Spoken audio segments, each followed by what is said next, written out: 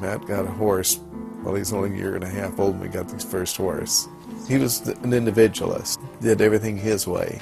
Matt got into wrestling, started just in grade school a little bit. Made the varsity the first year, junior nationals, won first at district, took second place at state. His first year he redshirted. The University of Nebraska picked him up, was first Cornhusker to go undefeated. 3 national championships. World team. World championships. U.S. Open. And on the national team together. Olympic trials. World teams together. He doesn't even make the Olympic team. And he handed me, I think it was $1,000 cash, and he said that he was in this tough man fight. I'm like, what is that? I mean, I had no idea what MMA was.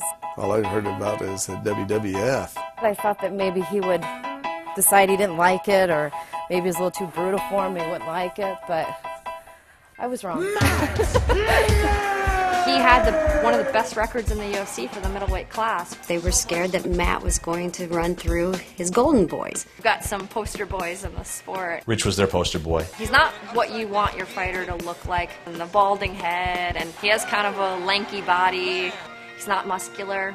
He was on the road to the championship. He was on the road to a championship fight. In a bar fight, Matt Lindland would kick Muhammad Ali's ass. Matt Lindland's the #1 middleweight in the world. Hands down is #1. Could Matt be #1 in the world? Sure he could. I would put Matt Lindland in the top 5. The guy's going to work and work and work until he's the best, and he's right there, right now. If he were in the UFC, he could be ranked #1. #1 middleweight in the world. UFC's decision to let Matt Lindland go was politics. A fighter has never been released from the UFC for a piece of clothing. A t-shirt. T-shirt. Shirt. I mean, there was no reason they couldn't just walk up to him and say, take that shirt off. This was the first time this has ever happened. Now, that would be like the New York Yankees cutting A-Rod.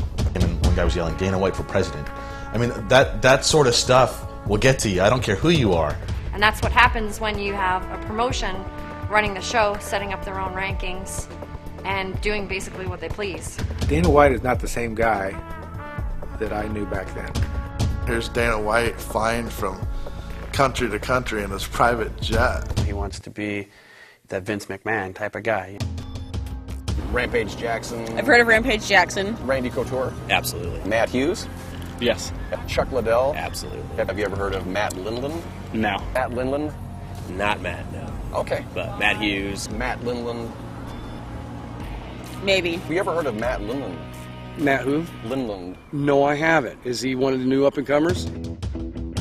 He's not going to be a popular fighter, but I think 20 years from now, he'll kind of be a legendary fighter. He deserved to be there, and at the end of the day, the sport should be about the best fighting the best. So what's the whole point of it?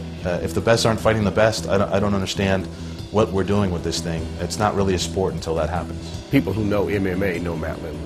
Matt Lindland should be fighting in the UFC right now. What exactly what was the specific reason? Do you guys know? Matt